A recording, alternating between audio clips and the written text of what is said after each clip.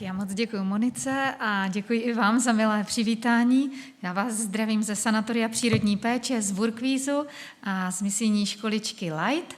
No a dneska mám mít s vámi téma, jak se uzdravit zdravým myšlením, ale s tím hodně souvisí také i to, jak člověk je naplněný vděčností a jak počítáme také i s nějakým tím transcendentem, něčím, co nás přesahuje. A my bychom vám na začátek tedy chtěli udělat takový krásný vstup do té přednášky tím, že vám chce zaspívat můj přítel Camilo Freiman, který je zpěvákem, ale zároveň je i evangelistou, je to mezinárodní řečník a tak na úvod se můžete sklidnit a vychutnat si slova jeho krásné písně. Jmenuje se Ty činíš všechno úplně nové, tu haces nuevas.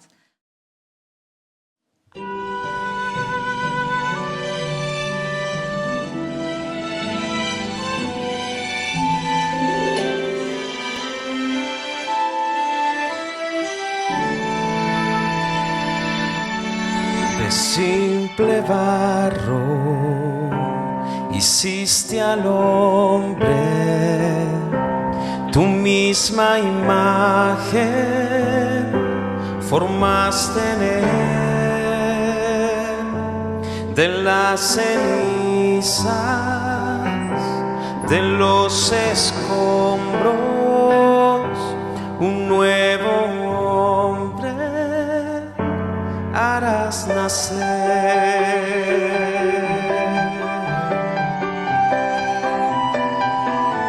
Vas construyendo, pasando vida dentro del vientre, creas un ser.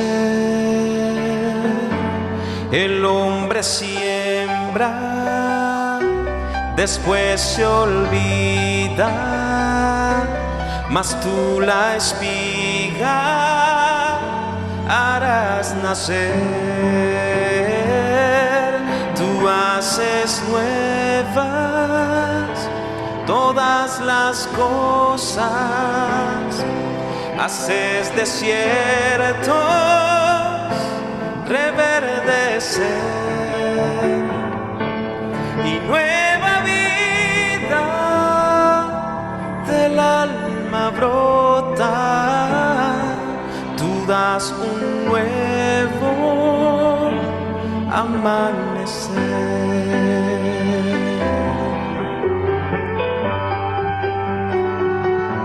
La vida acaba, la vida acaba, la luz se va,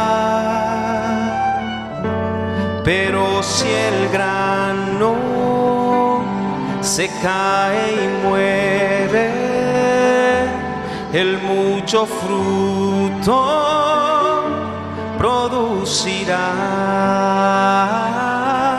Tú haces nuevas todas las cosas, haces desiertos reverdecer y nueva vida del alma brota. Tú das un nuevo amanecer.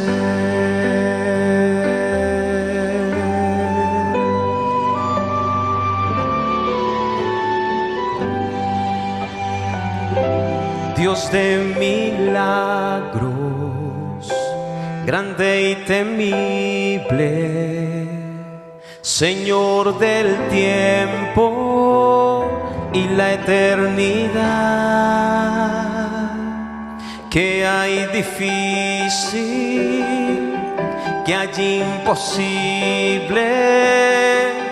Nada limita tu potestad. Tú haces nuevas todas las cosas, haces desiertos reverdecer y nueva vida del alma alma brota, tú das un nuevo amanecer,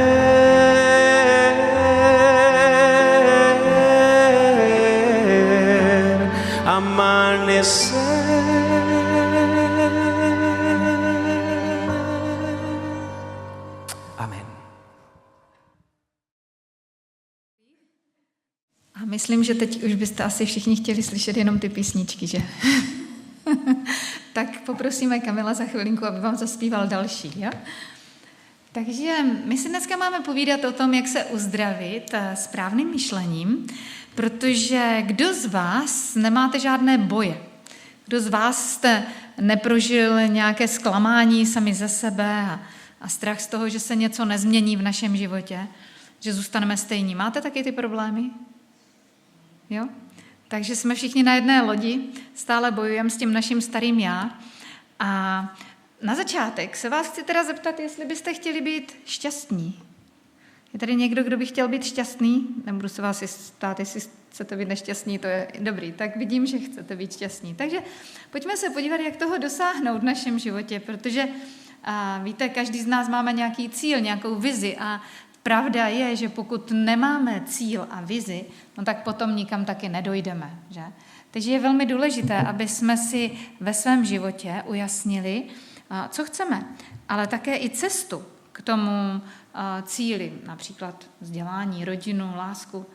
Ale neuvědomujeme si často, že jsou určité berličky, to asi nebude váš případ jako kouření, alkohol, drogy, pornografie, ale třeba přejídání možná, nebo nějaké ty závislosti na médiích, technologiích, že televize, různé takové ty hry.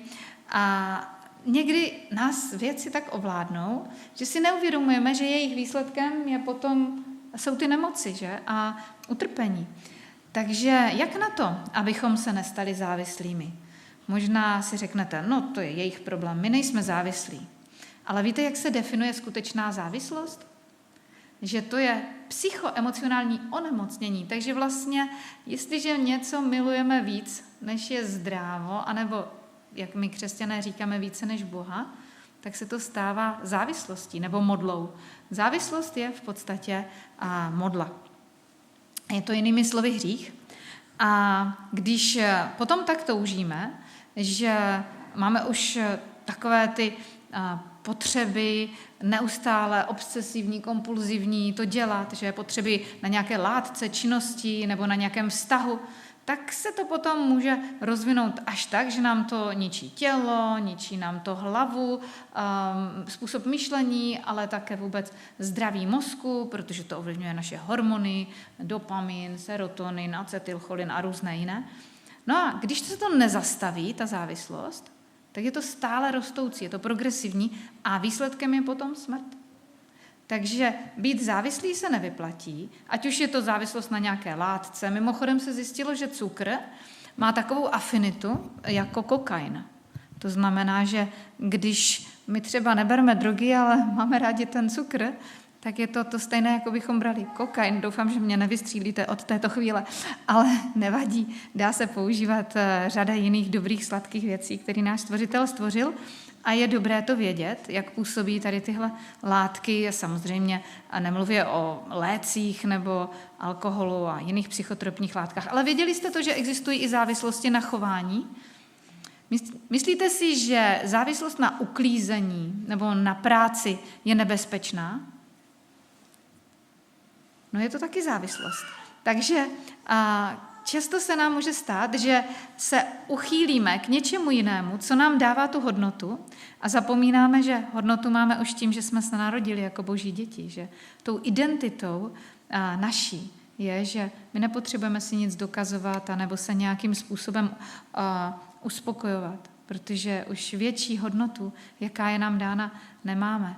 Takže nemůže být. Takže ať už jsou to hazardní hry, anebo čistota, někdo třeba si myslí, že musím pracovat na těch svých svalech, to je bigorexie, to je zase závislost na tom, abych měl všechny ty bicáky a jiný svaly a taky je to závislost. Takže jsou to dobré věci, jídlo, práce, ale můžou se zneužít, že? A tak to je u každé závislosti, že i třeba dobrou věc zneužíváme. Nebudu hovořit o marihuaně a o jiných drogách, které teda narůstají a u nás jsme úplně top na nejvyšším žebříčku v Evropě, na nejvyšší spotřebě umělých drog, kam patří amfetaminy a kam patří extáze, a asi to víte. A spousta nových drog, jako je kratom a jiné, které opravdu poškozují mozek. No a chci se s vámi hlavně zamyslet nad tím řešením, protože to řešení je skutečně ve zdravém myšlení, tak jak nese název ta naše přednáška dneska. Takže zdravé myšlení se dá přirovnat k takovému stromu, jak tady vidíte. Je to takový zvláštní strom, místo ovoce má srdíčka, to je, že něco milujeme, více než je zdrávo, a má také kmen a má také kořeny. Co vám připomínají ty kořeny? Co to je? Mozek. Je to mozek. A i když jsou tam nápisy, co v tom mozku všechno máme za myšlenky, tak skutečně to, jaké má ten strom kořeny, to rozhoduje o tom, jaké bude mít ovoce. Je to tak? Po ovoci poznáte strom, že? Takže když ten kořen je špatný, tak ovoce bude špatné. A tady máme různé příklady špatného ovoce, špatného jednání, ať už je to workoholismus, pornografie, masturbace, kouření, hazardní hry, drogy, přejídání, alkoholismus. A myslíte si, že to pomůže, když těm lidem budete říkat nekouř, nepij, jo? Nekoukej se na tu televizi. Pomůže to? Když někomu něco zakazujeme, tak většinou to chce víc a víc. A často zapomínáme přemýšlet o tom, že ti lidé to dělají z prázdnoty, většinou závislosti vznikají buď z prázdnoty, a nebo z nějakých traumat, které ti lidé prožijí předtím. Takže lepší je přemýšlet o tom, proč mám tu prázdnotu. Co mě zranilo, že se to snažím utlumovat tou závislostí. Takže když se podíváme, tak to, z čeho vychází ty závislosti, tak to jsou myšlenky. Co máme v mozku, že? To jsou myšlenky. Tam máme, musím uniknout, musím se tomu vyhnout, musím to utlumit, já nemám hodnotu, jsem bez naděje, jsem sám, já si nemůžu odpustit, že? A nebo nemůžu někomu odpustit. To je častá příčina, proč lidi mají nepokoj a díky tomu nepokoji začínají brát nějakou návykovou látku. Že?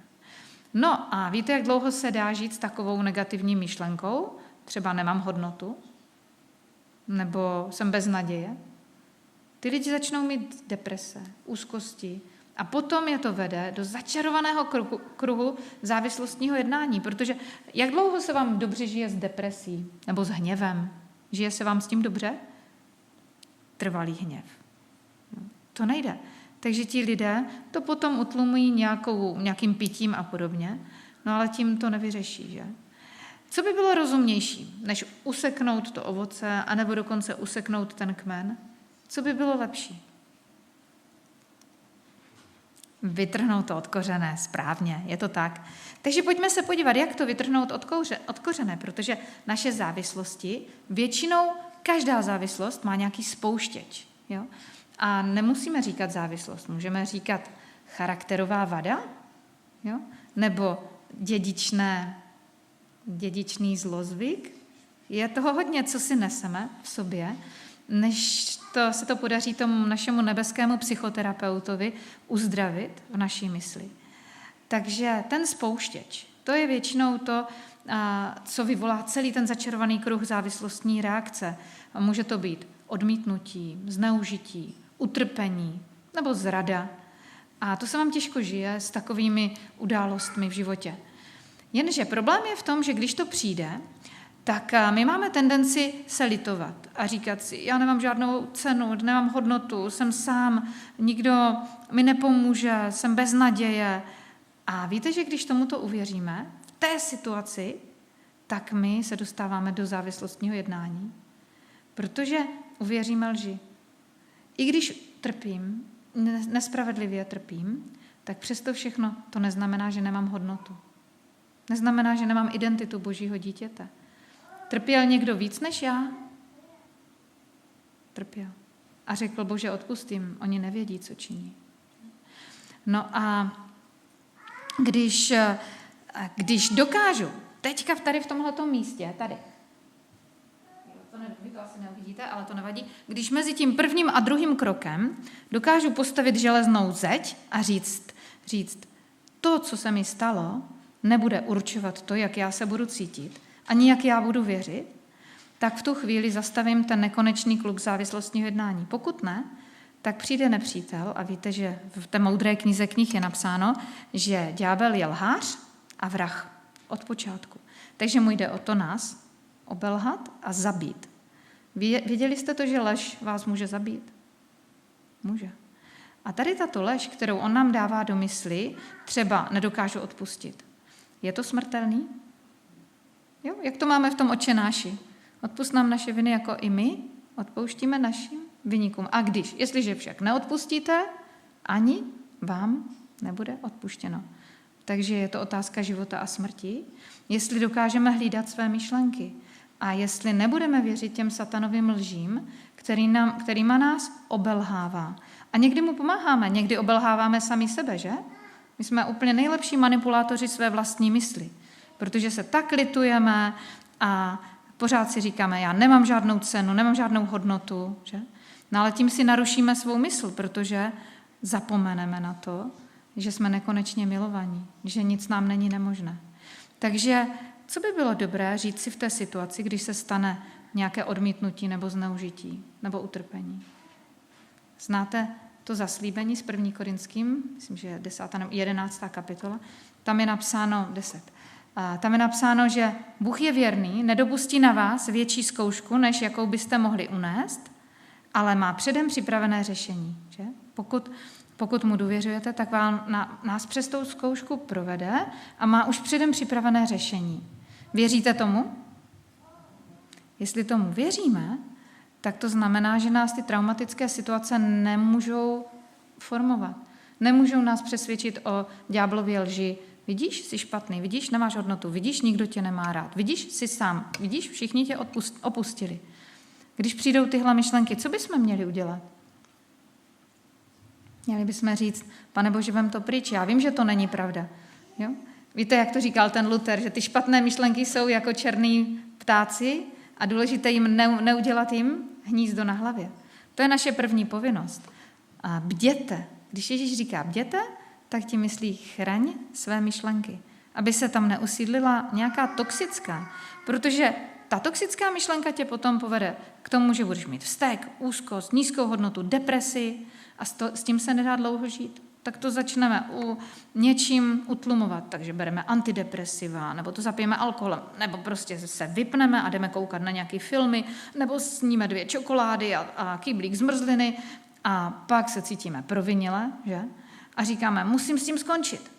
No a jde to? Když se nám to stane závislostí? Moc to nejde, že? A když to nejde, tak přijde zase ten zlý a říká, vidíš, dějou se ti špatné věci a navíc seš teďka ještě závislý. Takže to už nemá cenu. To prostě skončí, protože už lepší nebudeš. Takže začneme brát více té drogy, více té závislosti. To už jsme tady u té 7. A zhorší se nám emoce, ještě více nám naroste vztek, úzkost, nízké sebevědomí. Viděli jste někdy to porovnání před a po, když srovnáváte ty lidi, co berou drogy, jo? Před krásná tvář, nádherní lidé, po drogách úplně strhaní, nešťastní ti lidé. Proč? No, protože si vyčerpali zásoby dopaminu a jsou vlastně nešťastní, že? Takže výsledkem potom je, že už se s nimi nedá žít. Opustí je rodina, ztratí práci, nemají kde jít. Takže v podstatě žijí jako vyvrhelové a přijde ďábel a těma lžema, kterýma ho oklamal, toho člověka, tak mu řekne, vidíš, nic, nestojíš za nic, radši to ukončí. Rovnou to skončí, dej si více těch drog a budeš to mít vyřešit. Kde to začalo? U jedné myšlenky. Víte, myšlenka to je jako semínko. Stačí malinkatá myšlenka a ta vás úplně vás dovede k tomu, že vyroste z toho strom, který nás potom obelhává tím toxickým ovocem. Takže chránit si své myšlenky, to je naše první povinnost. A já vám tady chci představit takový náš manuál, který máme A my ho používáme na skupinkách emoční obnovy a v podstatě tady máme napsané, které ty lživé myšlenky nás ovládají, kterými nám ďábel nalhává ty své lži. A je jich kolem 109. A jsou to myšlenky, třeba negativní myšlenky o druhých lidech, nebo o nás, nebo o situacích v životě. A třeba vám řeknou, jsi špatný, jsi nechráněný, jsi smolář, jsi neschopný, už se nezměníš, život nemá smysl, jsi slabý, prostě vždycky budu špatný, musím být mrtvý, všichni mi ubližují. Teď si představte, že když si uděláte takovou diagnózu svých myšlenek a zjistíte, že tam třeba nějaká jako vás napadne a říkáte si, teď to tak je, třeba tady nejsem dost dobrý. Co je špatného na té myšlence? Teď to je pravda, ne? Nebo jsem neschopný. No kolikrát si říkám, já jsem tak neschopný, že? Ale víte, že když si to pořád opakujeme, tak zapomínáme na to, co říká Bůh. Jo? Že všechno mohu v Kristu, který mi dává sílu. Že on nás doplňuje ve všem, čeho se nás nedostává. Když je v srdci touha činit jeho vůli, tak on nás doplní. Že? Takže my jsme proto na každou tu lživou myšlenku sestavili takové protizbraně. Říkáme tomu léčivé myšlenky, ale v podstatě jsou to verše z Bible na každou tady tuhletu ďáblovu lež. A je velmi dobré si udělat takovou diagnózu těch myšlenek. My si děláme různé testy a podobně, ale tento test je v době, ve které se nacházíme, ve velmi vážném čase, v kterém žijeme, je jeden z nejdůležitějších. Protože tam zjistíme, kde na nás ďábel používá ty svoje zbraně. Konkrétně, kde nás dostal na své lži a když to nezastavíme, tak co jsme si řekli o závislosti? Že je progradující a že je smrtelná. Ta myšlenka nás může zabít. A tak to je, když se necháme oklamat tady těmito lžemi. No a pak máme závislostní myšlenky. To jsou takové, které jsou myšlenky o úniku, o tom, že nemůžu vyřešit své problémy, že cítím prázdnotu, že mám citovou bolest, že ať už musím se utlumit, musím uniknout, miluji sám sebe, musím se schovat nebo zmizet, nemůžu to vydržet. Už jste někdy slyšeli tu větu, to se nedá vydržet? Slyšeli jste to? Víte, že to je závislostní myšlenka, lživá? Protože kdyby to řekl Ježíš, tak ani jeden z nás nejsme spaseni, že? A on vlastně řekl, Otče, jestli to možné, tak ode mě odejmi ten kalich, ale jestli je to tvá vůle, tak ať se stane tvá vůle. Nemá, ale tvá vůle. Budeme potřebovat Ježíšovu víru v době, do které přicházíme. A tyhle ty všechny závislostní myšlenky jsou únikem z reality, do které nám Pán Bůh chce dodat dostatek sil a jednoduše my utíkáme před tou cestou. Tak jako ten Petr, že? Když řekl Ježíši, Pane, to se ti nesmí stát. A co mu řekl Ježíš? Pamatujete? Jdi ode mě, satane. To je závislostní myšlenka, protože když nám Pán Bůh dá nějaký úkol nebo zkoušku, tak co, jak jsme si to říkali? Bůh je věrný, nedopustí na vás větší zkoušku, než byste mohli unést, ale s každou zkouškou má předem připravené řešení. Takže ani únikové, ani závislostní myšlenky nám nepomáhají, naopak nás obelhávají. Já nebudu mluvit dlouho, jenom vám chci říct, že když pracujeme s lidmi, tak je pro nás velmi důležité udělat si tady tuhletu analýzu myšlenek.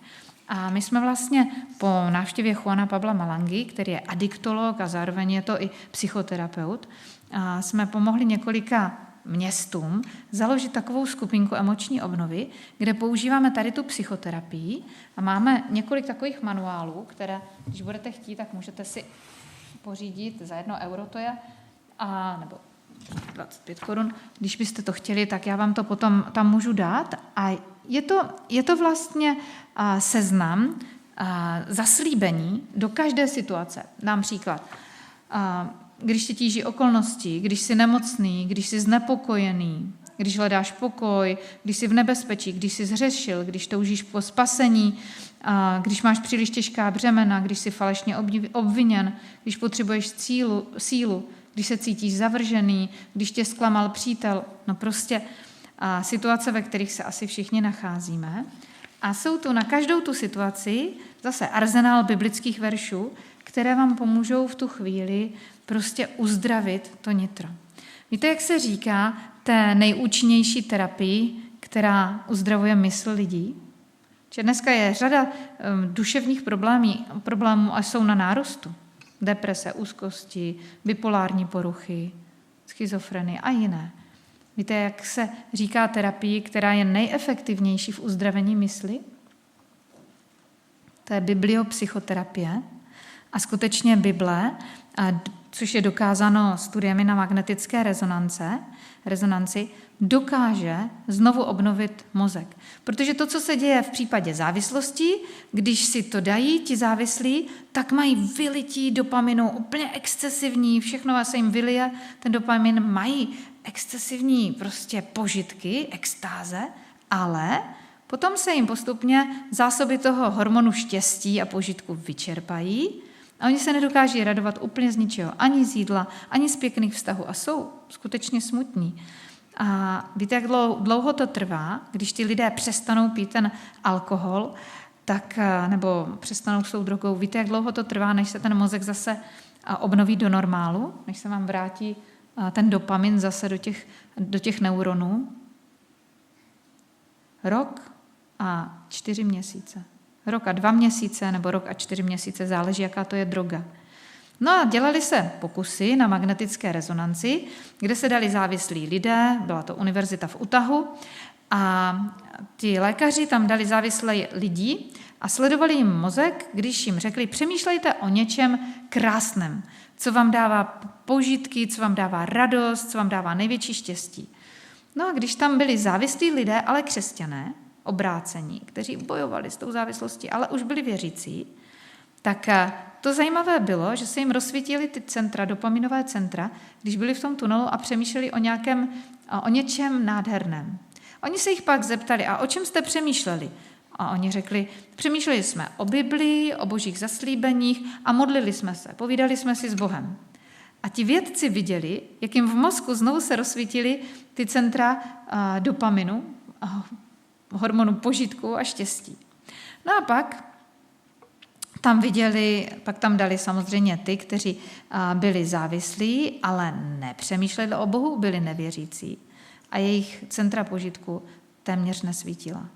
Jo. Takže co tím chceme říct, že Bůh stvořil náš mozek s úžasnou vlastností, která se jmenuje neuroplasticita. Nevím, jestli jste o tom slyšeli, ale známe to, když někdo dostane mrtvičku a nemůže chodit na jednu stranu, že? Tak když trénuje, pomaličku bude trénovat tak si mozek najde jiné centrum pohybu, vytvoří si ho a ten člověk se učí úplně od začátku znovu chodit nebo znovu mluvit a může se naučit jako malé dítě znovu mluvit a chodit. To je neuroplasticita. A to stejné se děje, i když lidé berou drogy. Dříve jsme si mysleli, jednou závislý, na dosmrti závislý, už furt bude prostě na drogách, ten mozek se mu už nikdy neuzdraví. Ale my tu máme případy lidí, které Pán Bůh uzdravuje a dělá v nich velké zázraky.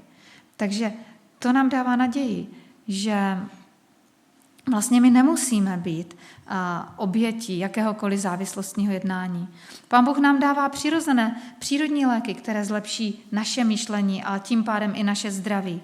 Ať už výživa, která nám stimuluje dopamin a serotonin, acetylcholin, anebo jiné hormony, že? Oxytocin, fyzická aktivita, otužování. Věděli jste to, že otužováním vám zlepší psychiku? Teplá studená voda. Nebo vůbec zvýšené pití vody. Působí lépe než antidepresiva. Antidepresiva mají relapsy znovu a znovu, ale když pijete více vody a máte více pohybu, aktivního pohybu, tak u toho nejsou ty relapsy znovu opětné pády a nemá to vedlejší účinky jako antidepresiva. Že? A nebo zdravé sociální skupinky nebo aktivity, kde můžete použít skupinku.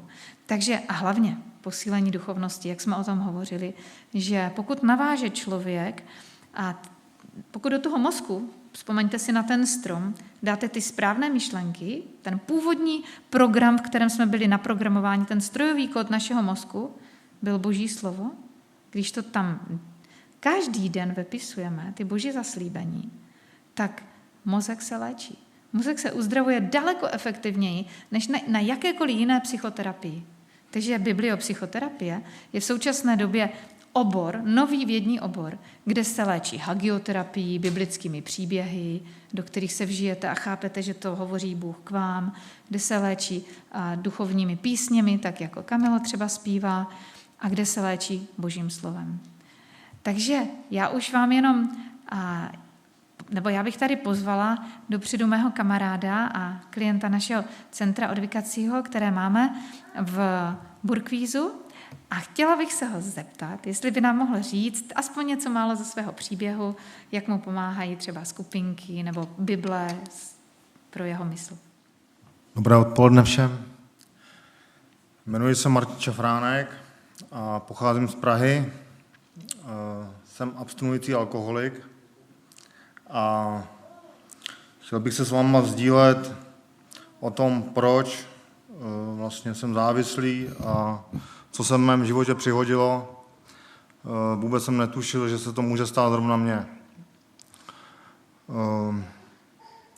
Pocházím z úplné rodiny a nicméně můj táta mě držel hodně zkrátka.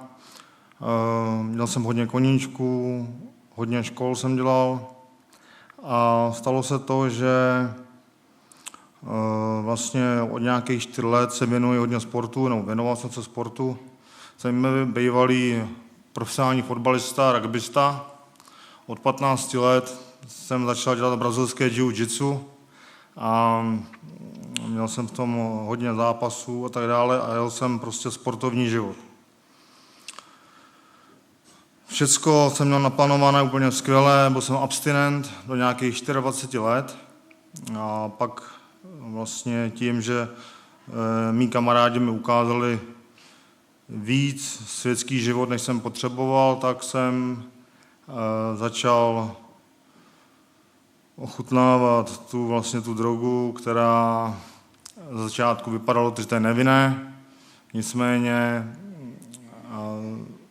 pořád jsem si neuvědomoval a nepřiznával si, že se to stupňuje. To nejhorší se stalo v roce 2008, jsem přišel o dceru, zemřela na leukémii, přítelkyně mě opustila a já jsem dostával vinu jak z mojí rodiny, tak z rodiny vlastně mé přítelkyně, že to je moje chyba, protože mám leidenskou mutaci, to je krev, mám hustší krev než ostatní a dávali to příčinu k tomu, že moje dcera Anička, které bylo 3,5 roku, takže vlastně ta leukémie, že to má tím něco společného. Samozřejmě nemělo, nicméně to jsem nikomu nevysvětlil. A já jsem nevěděl, kudy kam. No a stalo se to tak pro mě neschůdné, že během vlastně lusknutím prstu se z chlapa, který prostě dodržoval pravidla, žádný pořádně chyby nedělal, snažil se o rodinu, o všechno, co chtěl dát jak rodině, tak své rodině, jasně tátovi, mámě, vrátit to, co oni mi dali a tak dále, tak se ze mě pomalu začala stávat troska.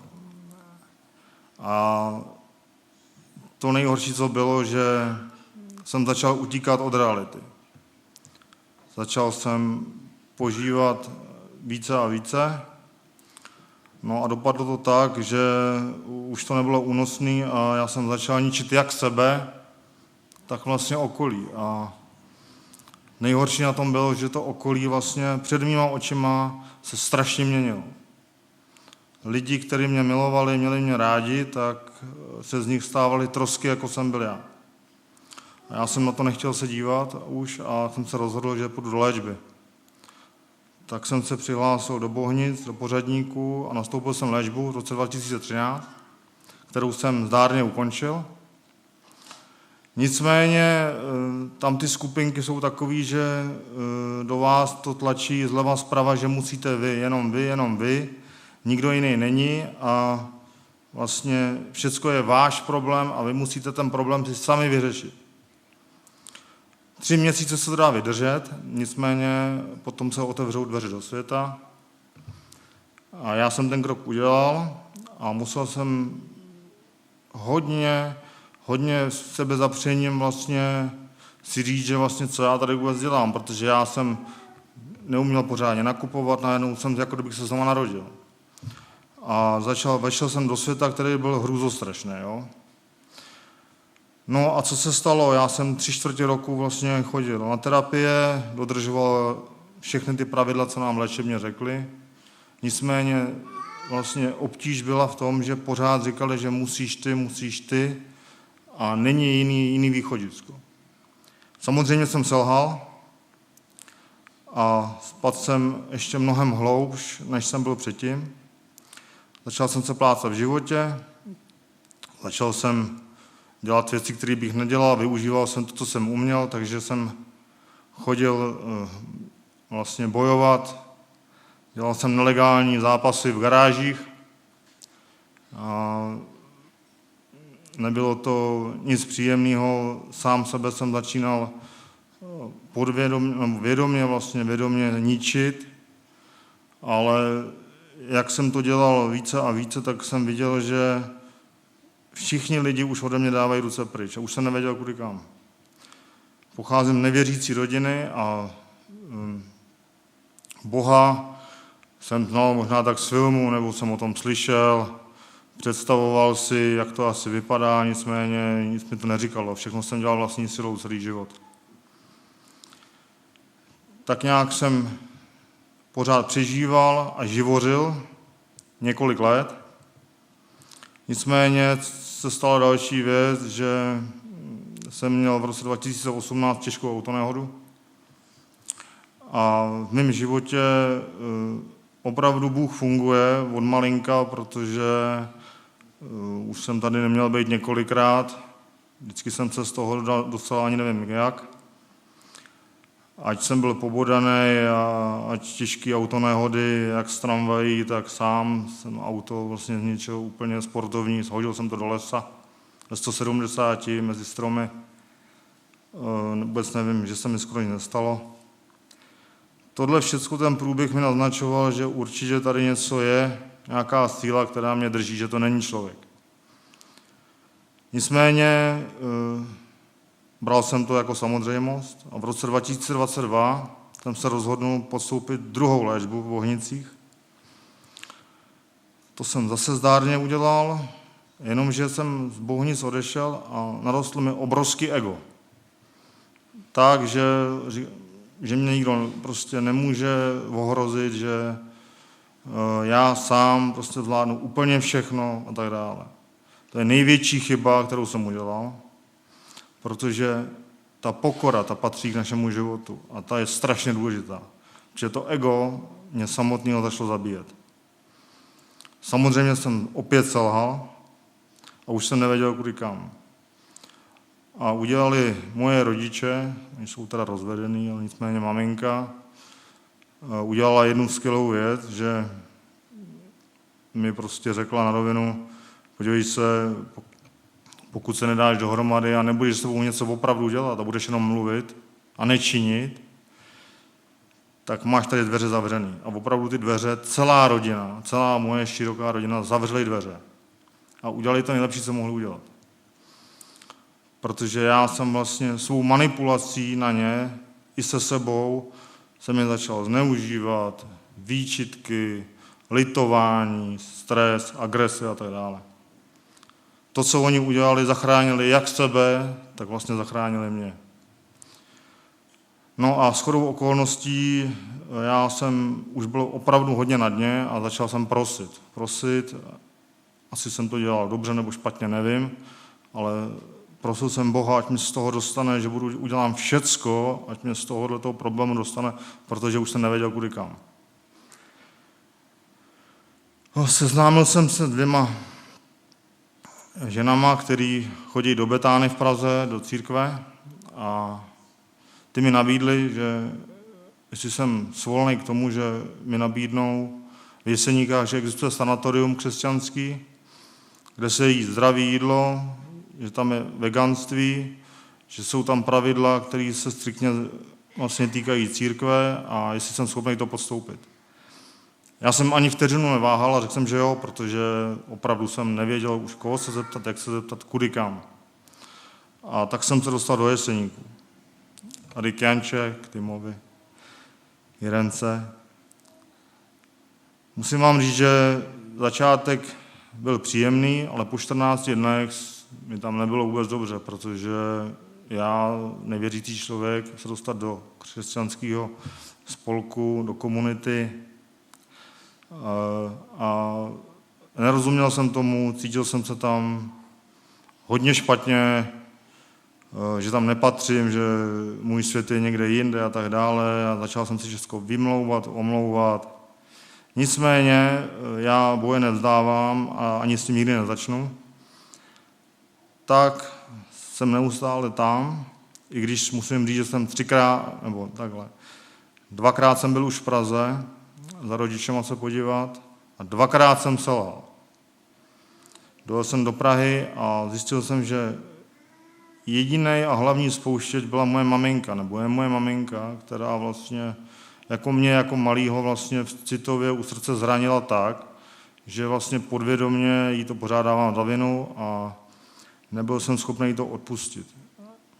Pořád jsem hledal ty kořeny někde jinde, protože jsem se bál si to přiznat a teď vlastně naposledy, když jsem byl v Praze teď, tak jsem zjistil, že se to opět opakuje a je to vlastně už pro mě neúnosné, už jsem nechtěl a zjistil jsem, že opravdu je to ta citová vazba k té mojí mamince.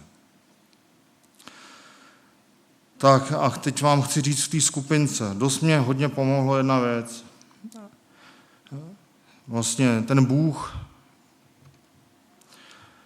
Já jsem přišel na jednu pro mě úžasnou věc. Já vlastně, když jsem na té skupince a můžu se s lidma sdílet a říkám ty svoje problémy, tak vím vlastně, že v tom nejsem sám. Jo. Že opravdu ten Bůh, ta síla, ta bytost je vedle mě, je se mnou a kdykoliv já vlastně potřebuju, tak s ním můžu mluvit.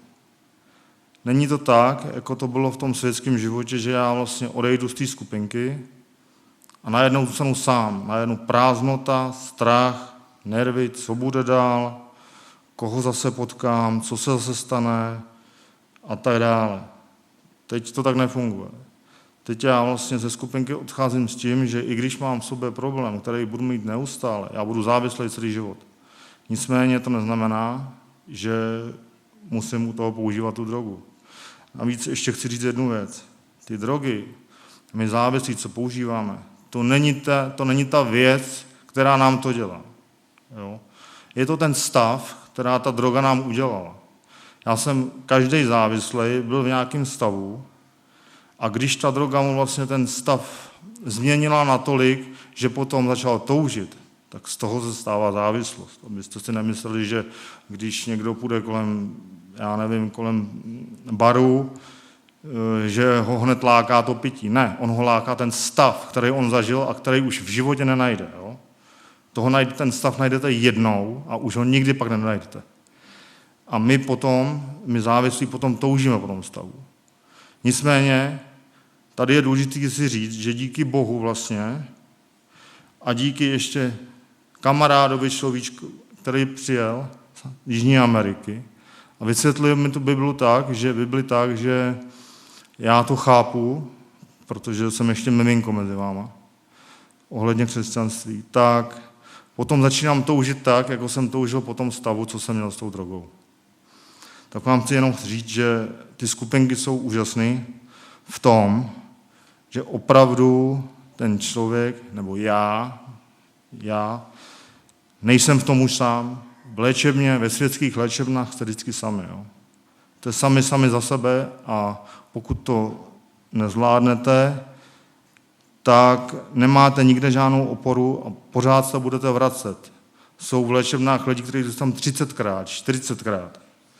Mají to prostě jako životní styl, což já odmítám. Takže musím vám říct, že vlastně křesťanství, adventisti 7. dne, že mi otevřeli cestu znova začít žít nový a krásnější život a že už nejsem v těch poutech toho satana. Tak se s váma chtěl jenom sdílet a chci vám ještě říct jednu věc, že prosím vás, když budete někdy nějaký malomyslný a budete si chtít někde něco vyzkoušet a tak dále, zapomeňte na to, nikdy to nedělejte.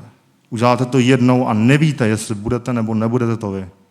Tak vám, prosím vás, přeju hodně štěstí a ať se vám tohleto nestane jako stalo mě. Děkuju.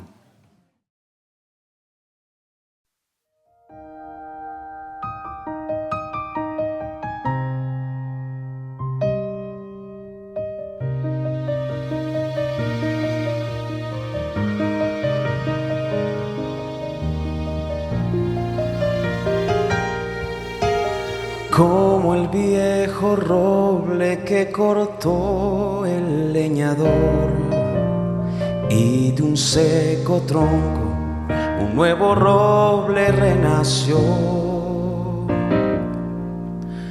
Como la semilla de mostaza que murió y aunque fue enterrada en un gran árbol se volvió.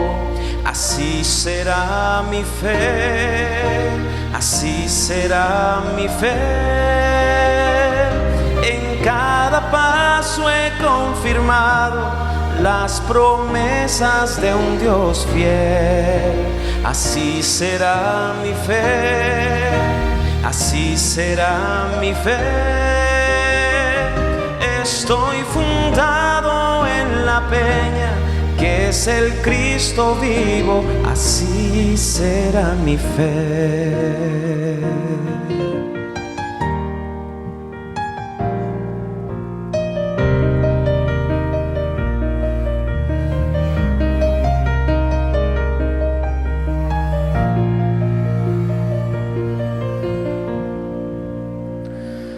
Como aquella roca que es golpeada por el mar y aunque rugen olas ella no se moverá. Como vuela el águila sin miedo de caer y aunque el justo caiga luego vuelve a estar en pie.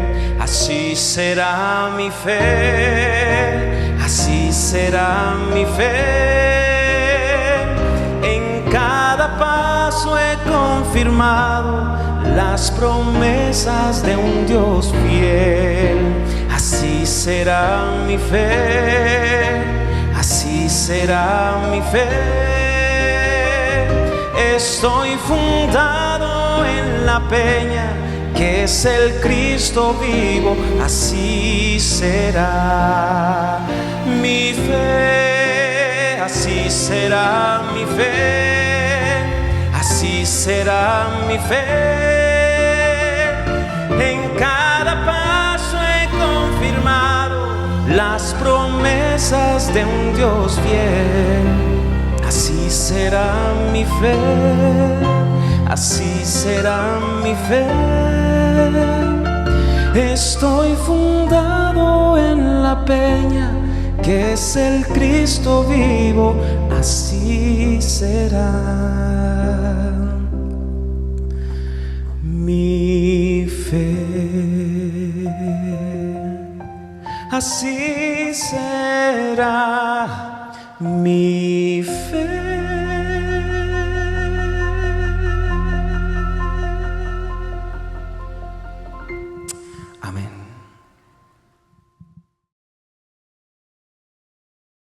Krásnou sobotu. Sobotu. Aha. Krásnou sobotu. Krásnou sobotu. Ahoj. Jak se máte? Vuestro idioma es difícil. Máte trošku obtížnější jazyk, Pero estamos en la tarea de aprendiendo todos los días una palabra. ale každý den se učím nové slova. Vamos poco a poco. Jdu krůček za krůčkem. Estoy muy feliz de estar en vuestro país. Jsem moc šťastný, že můžu být ve vaší zemi. Muy feliz de estar en vuestra ciudad A ještě také šťastný, že mohu být ve vašem městě. y súper contento de conocerles a ustedes en su iglesia. A jsem super šťastný, že mohu znát vás tady v tomto sboru. Tienen una iglesia maravillosa.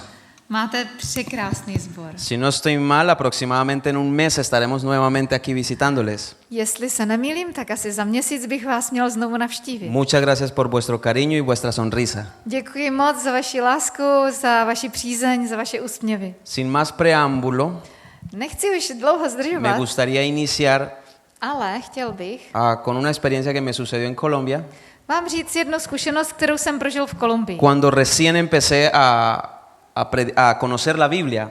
Když jsem byl ještě přítel a Vamos a začal bajar jsem... de acá, nos hacemos aquí Sí, abajo. podemos. Gracias.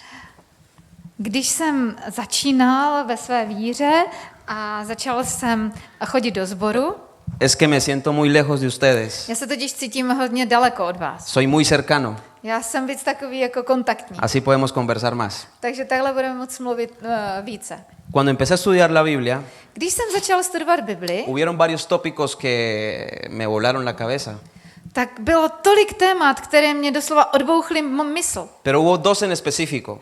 Ale dvě speciální proroctví. Para esto yo ya había pasado por diferentes religiones, A díky tomu už jsem prošel mnoha náboženstvími. metodista, bautista, evangélica, episcopal, bueno, varias. Chodil jsem k metodistům, k baptistům, k letničním, do různých církví. Pero cuando llegué a la iglesia adventista A když jsem přišel k y adventistům me regalaron un curso de Apocalipsis, a oni mi dali kurz zjevení, ¡boom! to byla bomba. Mi cabeza explotó. Moje hlava doslova explodovala. Pero después Ale poté me la terminaron de volar. Me la terminaron de... jsem už jakoby přestal tak být, přestalo Cuando tak aprendí la lítat. doctrina fundamental de la iglesia adventista del séptimo día. Když jsem se dověděl tu základní učení církve adventistů. ¿Recuerdan cuál es? Víte, které je to nejdůležitější naše učení? La doctrina fundamental de la iglesia. To hlavní učení naší církve. De a uno, no me la digan todos a la vez. Nemusíte mi to říkat všichni, stačí, když jeden to řekne. Una persona está bien. Aspoň jeden. ¿Cuál? Jaká? Aha, la justicia de la fe y el santuario Muy bien. celestial. El santuario celestial y la justificación por la fe. Přesně, naprosto správně, je to tak. Cuando yo empecé a ver a Jesús en cada mueble del santuario Když jsem začal vidět Ježíše v každém tom nábytku svatyně y ver que cada mueble formaba la cruz, a viděl jsem, že každý ten nábytek představoval kříž, yo dije, wow, tak jsem řekl, wow, esto lo tiene que saber todo el mundo. tohle musí vědět celý svět. En ese momento yo no me había bautizado. V té době jsem ještě nebyl pokřtěný. Duré un año estudiando con la iglesia. A bylo to asi rok, kdy jsem studoval v církvi. Así que empecé a dar estudios bíblicos A začal jsem to vyučovat už druhé lidi. sin ser bautizado. Ani jsem nebyl pokřtěný. Y empecé en ještě. mi casa. A začal jsem ve svém domově. Mamá, papá, tías, primos, primas, el que se atravesara. Každý, kdo mi přišel do cesty, tak jsem mu vysvětloval nebeskou svatyni a ty úžasné věci z Bible. Yo no esperaba que me preguntaran, Já jsem nečekal, až se mě budou na to ptát. ¿qué estás estudiando? ¿Qué aprendes? Co se učíš? Co studuješ? Yo mientras lavaba la loza, los platos, Když jsem umýval doma nádobí y mi mamá hacía la comida, a maminka vařila, madre, Jsem ¿se říkal. imagina Mateo, Marcos, Lucas y Juan? mami, představ si, je tam Matouš, Marek, Lukáš, Jan Hablan del sacrificio de Jesús. a všichni mluví o Ježíšově oběti. Ese es el altar del sacrificio, el primer mueble del A santuario. víš, to je ten první nábytek, který je ve svatyni, to je ten oltář obětí. Pero si tú vas al libro de Hechos, Ale kdybys šla do skutků, do té knihy, madre, ahí habla del bautismo, la importancia de bautizarse. tam se hovoří o tom, jak je důležité nechat se pokřtít. Oh, mamá, ese es el segundo mueble del santuario, Maminko, to je ten druhý nábytek ve el svatyni. lavacro. To je to umyvadlo. Pero eso no es todo, mamá. Mami, ale to není všechno. Y yo lave loza y ella cocine. Já tam umývám další plechy a ona vaří. De Romanos hasta el libro de Judas Představ si, že od Římanům až do knihy Juda, nos habla de la importancia de estudiar la palabra de Dios, tam se hovoří, jak je důležité studovat Boží la slovo, importancia de la oración jak je důležitá modlitba y la importancia de dar testimonio. a jak je důležité dělit se o své svědectví. Descubra que, mamá, Mami, víš, co zjistíš? el candelabro es la luz. že to je právě ten svícen sedmiramenný, to je to světlo, co ti Y dává Jesús Bible. dijo, así alumbre vuestra luz. A Ježíš řekl, tak ať svítí vaše světlo před lidmi. Pero eso arde por aceite, es decir, por el Espíritu Santo. Jenomže to nemůže svítit samo, tam se musí nalít ten olej a to je Duch Svatý. Y una persona que come la palabra, A člověk, který se živí Božím slovem, ese es el otro mueble que es la mesa de los panes de la presencia de Dios. tak to už je ten další nábytek, který tam je, to je ten stůl předložení. Pero además de eso, Ale ještě navíc, cuando usted estudia la palabra, když budeš studovat to Boží te dan slovo, ganas de hablar con el dueño de la palabra. tak budeš chtít mluvit s vlastníkem Y ese toho es el slova. altar del incienso. A to je ten oltář, kde je to kadidlo. Y yo a esos tres muebles A já v těch třech typech nábytku, le llamo el triángulo de la santidad. já to nazývám trouhelník svatosti. Orar, Modlit se, estudiar studovat y testificar. a svědčit. Y entonces cuando usted hace estas tres cosas, A když budete dělat tyto tři věci, entra al lugar santísimo tak pak vstoupíte do nejsvětější svatyně. y encuentra el arca del pacto, A tam bude truhla smlouvy. donde se encuentran los 10 mandamientos, A tam najdete 10 přikázání. el maná, Například manu, que era la dieta que Dios quería hacer con su pueblo, protože to si Bůh přeje, y la abychom, vara de Aarón que reverdeció, abychom měli rostlinnou stravu. A pak tam byla Aaronova hůl, která rozkvetla. que significa real sacerdocio. Která ukazuje, že my jsme také boží kněží. Eso lo dice el libro de Apocalipsis. Tohle to nám všechno říká kniha Zjevení, mami. Todo el Nuevo Testamento es un paseo del santuario. Celý nový zákon, to je vlastně procházka skrze svatyni. Y yo empecé a ver la conexión de justificación por la fe, A já jsem začal vidět to propojení Santuario. ospravedlnění z víry se svatyní. mensaje de los tres ángeles, A spolu s poselství tří la andělů. cruz de Cristo, A v tom všem Ježíšův kříž. en todas las historias del Antiguo Testamento. A pochopil jsem, že to je ve všech příbězích starého zákona. ¿Escucharon bien? Slyšeli jste dobře? Todas. Ve všech Les pongo un příbězích. ejemplo. Dám vám příklad. David, David. el rey David, Král, cometió un asesinato, on zavraždil, cometió adulterio, on zesmilnil, mintió, lhal así que su chica queda embarazada. a jeho dívka, budoucí žena, byla těhotná. Llega el profeta de Dios Natán Přijde Nátan, boží prorok, y le dice, tú has pecado contra Dios. a říká, ty jsi zřešil proti Bohu. Así que él empieza a llorar A on pláče y se devuelve Natán nuevamente a Nátan se znovu vrátí y le dice David, a říká Davidovi, ese bebé que estás esperando to dítě, které čekáš, va a morir. zemře. Pregunto, Chci se vás zeptat. ¿quién tenía que morir?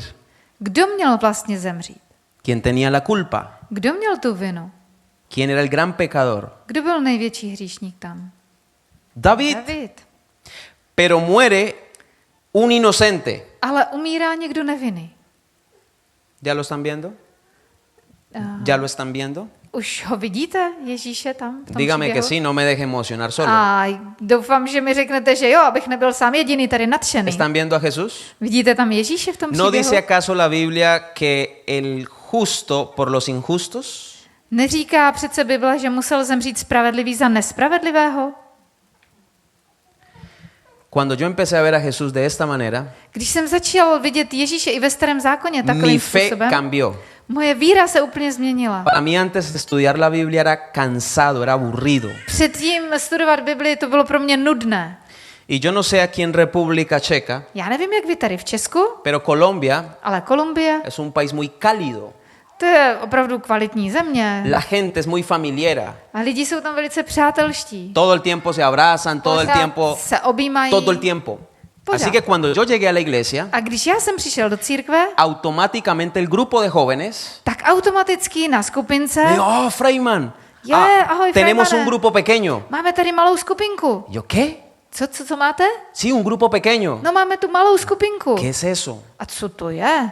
Me dice, nos reunimos entre semana en una casa de algún joven. No my se setkáváme v domě mladých lidí v Ahora, esa týdnu. iglesia tenía aproximadamente 30 jóvenes cuando entré. A když jsem přišel do toho sboru, tak tam bylo asi 30 mladých Mi lidí. pueblo es un pueblo muy pequeño. A moje městečko je takové malinké. Tiene aproximadamente 20,000 habitantes. Je tam jenom 20 000 lidí. ¿Cuánto tiene más o menos esta ciudad? A vy máte v Bystřici kolik? 5,000. 5,000. Ok. No es ciudad, es pueblo. Oh, ok, es pueblo, igual que donde yo Jo. vivo en Colombia. Já to taky mám jako Allá vesnici. 20,000 hoy. 20,000 hoy. Pero Dnes. en esa época V té době, kdy jsem tam byl předtím, tenía aproximadamente unos 12,000, 10,000, 12,000 habitantes. bylo asi 12 000 lidí. En mi pueblo hay 8 iglesias adventistas. A v tom mém malém městečku je 8 adventistických sborů. 8. 8. Solo contando las del pueblo. To vám říkám jenom, jako co je v té vesnici nebo v tom malém Sin městečku. contar la de los, como, no sé, Sí, como alrededor. veredas o campo alrededor. A to nemluvím o těch vesničkách, které jsou kolem toho městečka. En total hay 16 hoy. A když vezme ty vesničky, které jsou kolem, tak dneska je tam 16 sborů. ¿Cuál es el secreto del crecimiento? Jaké je tajemství toho, že to roste tolik? La doctrina del santuario Ano, je to nauka o svatyni. tenía una función. Protože ona má určitou Según funkci. Éxodo 25:8, era que Dios quería habitar en medio del pueblo. Podle Exodu 25:8 tam máme, že Pán Bůh si přál bydlet spolu s božím lidem. Y el santuario que Moisés construye con el pueblo de Israel A svatyně, kterou Pán Bůh postavil skrze Mojžíše pro Izraelce, era como una carpa de acampar. byla jako takový stan.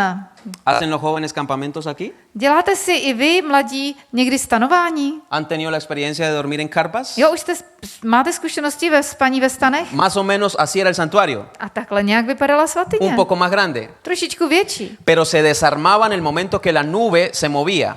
Ale jakmile se pohnul ten oblak, tak svatyně se Si la složila nube se movía, a šli jinam. Když se ten oblak pohnul, muchachos, desarmen todo que nos vamos.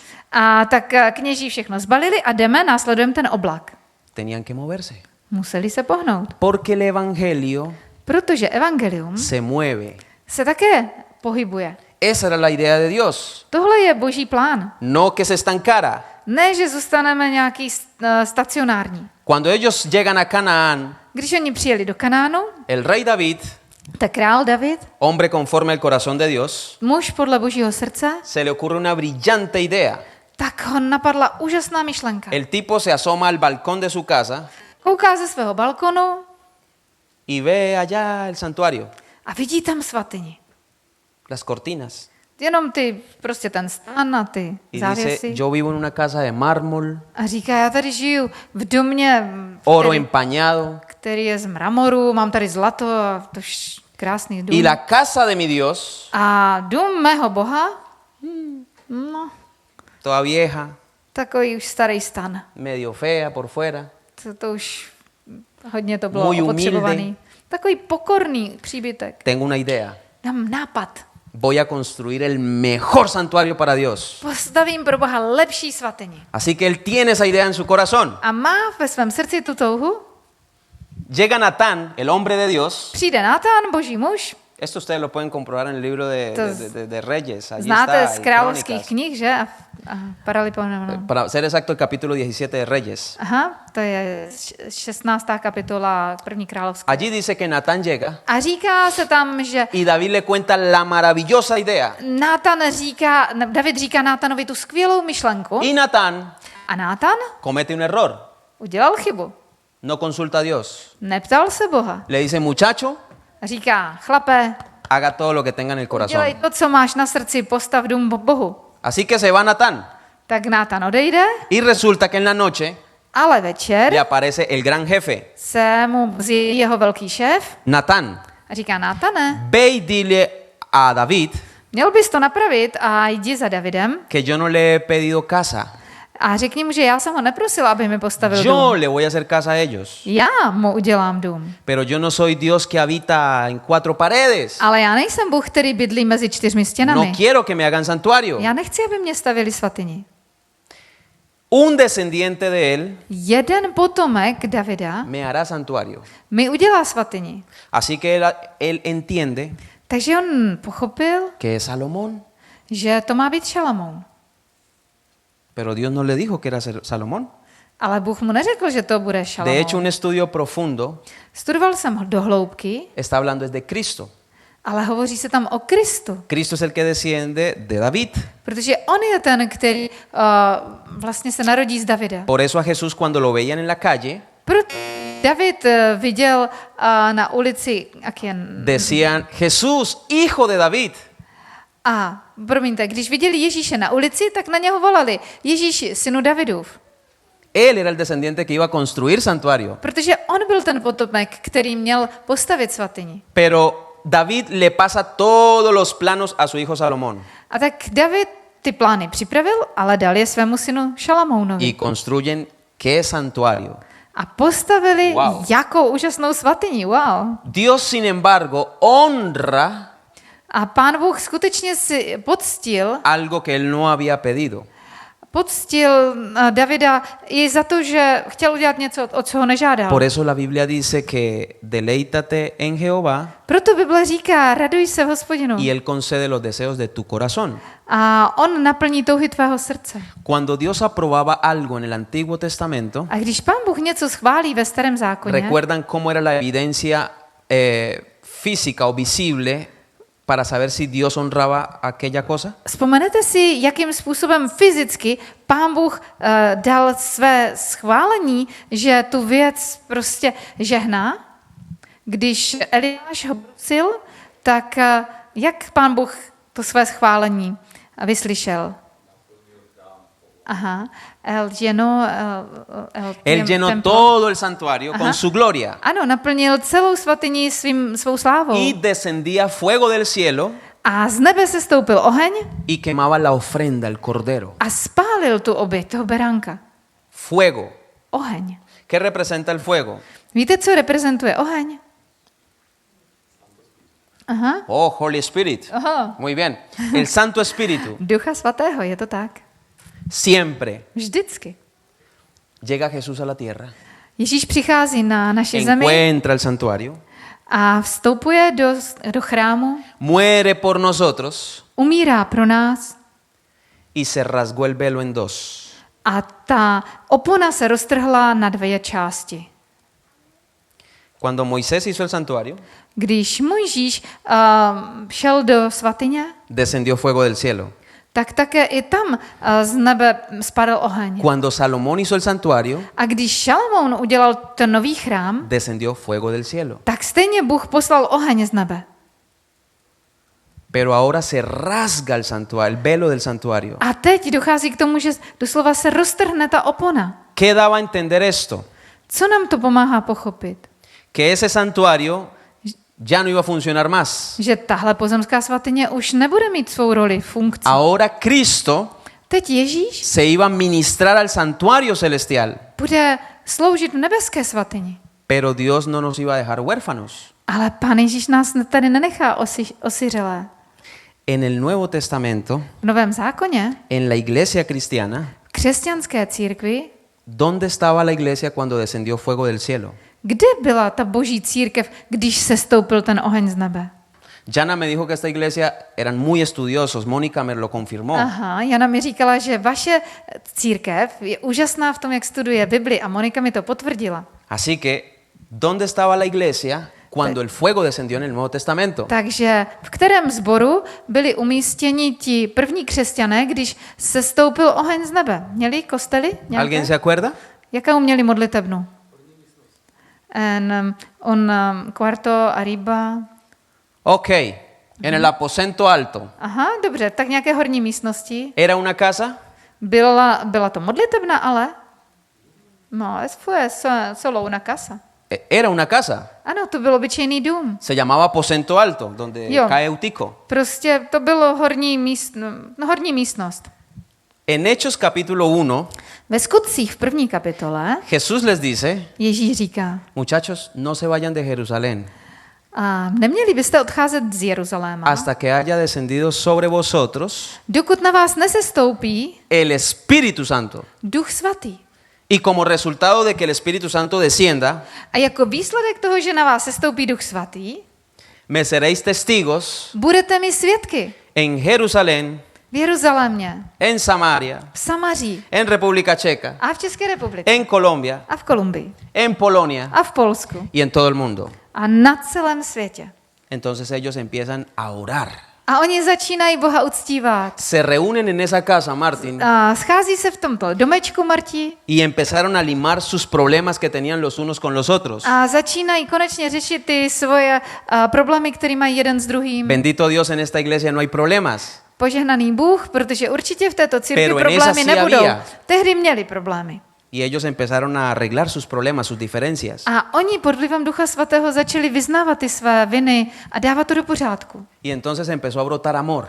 A pak v nich začala klíčit láska. Y empezaron a estudiar las profecías bíblicas. A začali studovat ty biblické proroctví. Y se dieron cuenta cómo todo apuntaba al Cordero de Dios. A všimli si, jak všechno toto ukazuje na beránka Y el Božího. corazón de ellos empezó A srdce jim začalo hořet. a arder. A to byl oheň. ¿Se acuerdan camino a Emaús? Vzpomínáte si na té cestě do Emaus? Ellos dijeron, ¿no ardía nuestro corazón Oni řekli, co pak nám srdce nehořelo, cuando nos abría las escrituras? když nám otvíral písma. Si usted no abre las escrituras, Když nebudete otvírat a usted no písma, le puede arder el corazón. tak vám nemůže hořet srdce. Así que hay que orar Takže je třeba se modlit, y hay que estudiar. ale je třeba i studovat. Y en Hechos capítulo 2, A ve Skutcích v 2. kapitole, wow, en Hechos capítulo 2, v 2. kapitole Skutku, dice la Biblia Bible říká, que estaban reunidos en la casa. že byli na setkání v domě. Esto me emociona. A já z toho jsem úplně nadšený. Ustedes tienen expectativa de mí, yo tengo más expectativa de ustedes. Vy se na mě možná těšíte, co vám řeknu, ale já se víc Porque yo těším. espero que se emocionen como yo me Já se emociono. víc těším na vás, že vy se nadchnete z toho tak jako já. En Hechos capítulo 2, Ve Skutcích v 2. kapitole están todos reunidos orando všichni se tam modlí v tom y domě. la Biblia dice A Bible říká, que en esa casa, že v tomto domě, no en el santuario, ne ve svatyni, en la casa, ale v tom obyčejném domě, desciende el Espíritu Santo con poder sestoupil Duch Boží s velkou mocí y les fueron repartidas a byl rozdělený lenguas como de qué? a ty jednotlivé jazyky na ně padly v podobě čeho? Ohně, fuego. On fire. To byl oheň. Fuego. Cada vez que Dios Pokaždé, když Bůh quiere impulsar su obra, chce posunout vpřed své dílo, por favor quiero que comprendamos esto. prosím, rád bych, aby jsme tohle pochopili. ¿Ustedes le quieren multiplicar hijos a Dios? Chtěli byste, aby boží děti, bylo jich více? Amén. Amen. Necesitamos empezar a reunirnos en la casa Potřebujeme se začít scházet v domovech y empezar a orar por el Espíritu Santo. a začít se modlit v těch skupinkách. Les fueron repartidas lenguas como de fuego. Modleme se za Ducha Svatého a sestoupí na nás ty jazyky ohně Ducha Svatého. Tuve una mala experiencia. Já jsem měl takovou špatnější zkušenost. Iba pasando por una estación de gasolina Šel jsem kolem takové jedné stanice y čerpací lamentablemente se había incendiado. a ona se prostě zapálila, tam to začalo hořet. Y salió una muchacha prendida en fuego. A utíkala z tam jedna dívka a ona hořela. Gritaba demasiado, A por supuesto. strašně křičela, samozřejmě, že. Afortunadamente un coche paró y le echó. Naštěstí zastavilo auto, vytáhlo hasicí přístroj a uhasilo ji. Pero tuvo quemaduras graves. Ale měla velké spáleniny. Pude entender Dokázal jsem pochopit, que una persona cuando se quema, že člověk, který hoří, yo no sé si los hombres cocinan acá, já nevím, jestli tady i někdy vaří muži u vás, pero cuando yo plancho la camisa ale já, když v košili vařím, o cocino nebo y medio toco la estufa con mi mano, a když se dotknu trouby nebo sporáku rukou, tak to mě spálí. eso es solo un dedo. A to je jenom jeden prst. Imagina todo el cuerpo.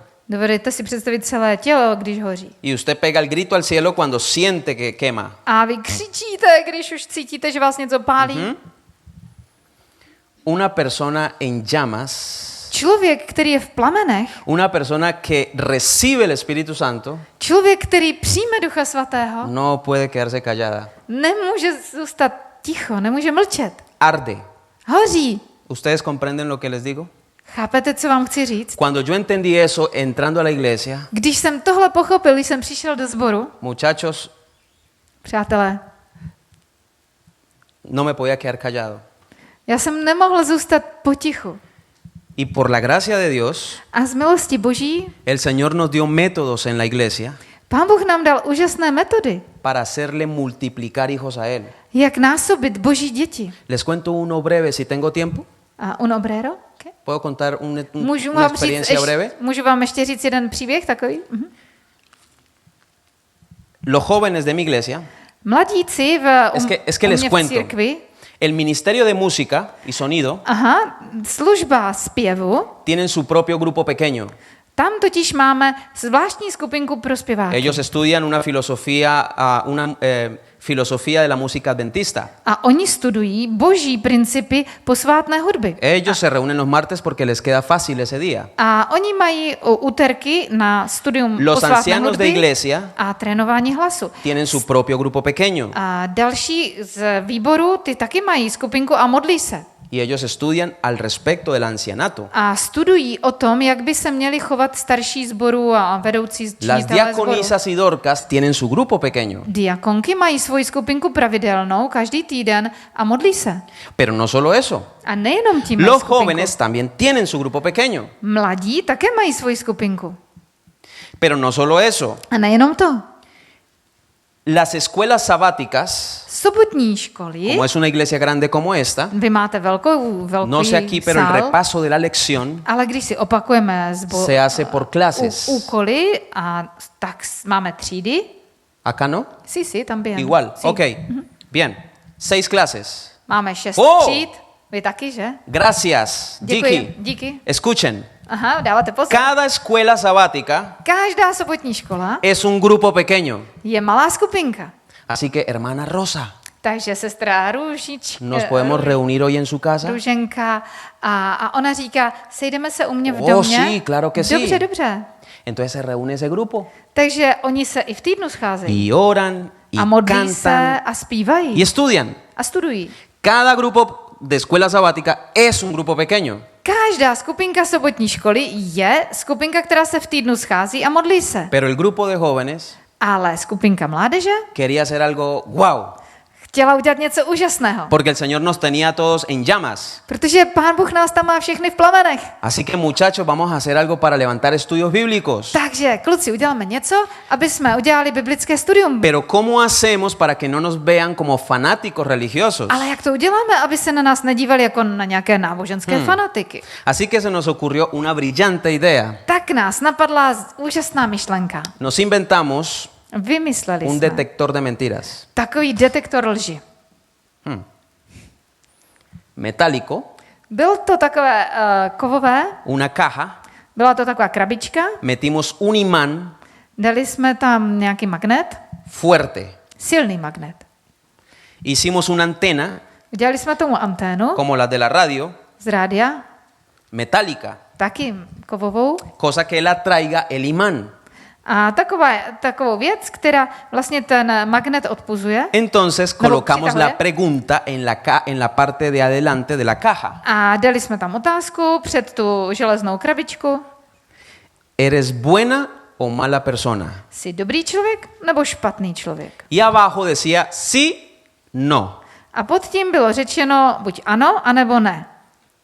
Y nos fuimos con eso para la calle. A šli jsme s tady tím vynálezem na ulice. Así que arranqué yo, que era el más hablón, Takže jsem si vzal ukazovátko y empecé en un lugar turístico. a bylo to taková turistická oblast Iba con el detector de mentiras. a šel jsem s detektorem lží. Así que le decía a la gente, ¿quiere pasar por el detector de mentiras? A říkal jsem lidem, tady máme detektor lží. Y cuando iban en pareja, chcete si to vyzkoušet? A když jsem takhle chodil a nabízel la lidem, mujer le decía al marido, a ver, a ver, a ver. jedna žena říká manželovi, hej, běž si to vyzkoušet. Ellas querían pillar, querían descubrir al marido. Oni chtěli vědět, jestli manžel je nepodvádí. Así que se convertía en un juego. Takže se zjistilo, že má problém. Les dábamos la antena Dali jsme mu tu antenu jako y le ukazovátko decía, tiene que contestar esta pregunta fácil. a říkali jsme mu, stačí jenom, když rychle budete odpovědět na to, ¿Eres co vám budeme dát. buena o mala persona? Jsi dobrý člověk nebo špatný člověk? Y la gente decía, buena. Já jsem dobrý člověk, říkali lidé. Oh, muy Aha, buena. No dobře, tak dobrý. Entonces, Takže. le decía, bueno, entonces póngalo en el sí. Tak tam ukažte na to ano. ¿Usted considera que es buena persona? Póngalo en el Když sí. myslíte si, že ano, že jste dobrý člověk, tak Lo que ukažte ellos- na to ano. Lo que ellos no sabían Ale to, co nevěděli, es que el imán že ten magnet estaba en el no. byl vlastně udělaný, aby odpozoval. Y cuando ellos iban así con ese ánimo a ponerlo en el sí, A když se snažili tím kovovým ukazovátkem Pak se les bajaba el no. přitáhnout k tomu magnetu, tak ten magnet je odpudil a spadlo to na to ne. ustedes tienen que ver la reacción de la gente. Museli byste vidět tu reakci těch lidí. Se asombran. Byli úplně Jo, z toho ok, otra překvapení. vez, Ne, repeat. to je, já to musím zkusit znovu. Volvían a ver, ¡pum! Otra vez al no. A znovu jim to odpovědělo ne. Entonces yo miraba el reloj Já jsem se podíval na y hodinky les a decía, říkal, les voy a dar una última oportunidad porque no tengo tiempo. víte, já už nemám tolik času, dám vám poslední možnost. Volteemos el Otočili jsme detector de mentiras. ten detektor lži Y allá decía solo sí. a tam bylo jenom ano. Única opción. Jediná možnost. Sí era buena persona. Ano, jsem dobrý člověk. Pero por la parte de atrás del imán, Ale zase vzadu byl ten magnet. no sé si me lo entienden, Nevím, jestli rozumíte, že on umí pero i cuando lo iba a odporovat. poner no podía porque repele. Aha, si. A prostě měli to tam opačnýma polama, takže to vůbec nešlo k tomu přiblížit. Nešlo to. Y no podían. Nemohli ukázat na to ano. Entonces, Takže, yo les decía, les voy a dar una opción sin el detector de mentiras. víte co, tak já vám dám jinou možnost, aniž bychom používali ten detektor lži. Todo esto con una sonrisa. A všechno to s krásným úsměvem. Ustedes tienen buena sonrisa. Máte krásné úsměvy, využívejte to. Así que yo les decía lo siguiente. Takže já jsem jim říkal, Dios dejó una norma. Pán Bůh nám dal určitou Él normu dijo, no mentirás. a řekl, nebudeš lhát. ¿Alguna vez has mentido? Už jsi někdy lhala, nebo lhal? Už jste někdy lhal? Oh, sí, sí, No, sí, jo, sí, sí, sí, lhal. sí. Ok, una persona que miente, ¿cómo se A le jak dice? se jmenuje člověk, který lže? Oh, mentirosa. Aha, lhář. O sea que usted es un... To znamená, že jste lhář. Y soltaban la risa, no querían contestar. A oni by se smáli, ale nechtěli odpovědět ano, no. Pero yo quería asegurarme de que él iba a aceptar su pecado. Ale já jsem chtěl vědět, jestli opravdu přijímá tento svůj hřích, že je lhář. Una persona que miente, ¿cómo se le dice? Jak se říká tomu člověku, který lže? Ya. Ano, ano. Ok. Lhář. ¿Usted es un? Takže jste co? Muy bien, mentiroso. Ano, správně, jste lhář. Segundo mandamiento dice, Ay- no robarás. A co říká druhé přikázání? Že ¿Alguna vez has robado? no segundo, robarás. No, o sea, segundo ejemplo. Druhý příklad bude, že nebudeš krást. La persona dice, no, nunca. Ne, já jsem nikdy nic neukradl. Oh, nunca te robaste algo en la escuela de pequeño. Ani jste nic nevzal nikdy A ve tu škole, mamá nějakou alguna tušku, moneda. nebo nějakou minci, Un lapicero, una goma. nebo nějakou gumu, nebo něco ve škole. Nikdy jste to neukradli? Bueno, pero cosas to pequeñas. jsou malé věci. No importa. To na tom nezáleží. 1 millón o $1 Milion nebo dolar, no marca diferencia, es to la není, acción. Has to robado. není rozdíl, to je ten čin. Así que una persona que roba, ¿cómo se le dice? A jak se teda jmenuje člověk, který krade? Dice, oh, ladrón. Aha, zloděj. Ok, ¿usted es un Takže vy jste co? ladrón? Ok, vamos bien. Zloděj. No vidíte, jak nám to dobře jde. Otro mandamiento dice no blasfemar el nombre de Dios. Další přikázání říká, nebudeš se rouhat. ¿Alguna vez has usado el nombre de Dios de manera irreverente? Už jste někdy použili Boží jméno nadarmo?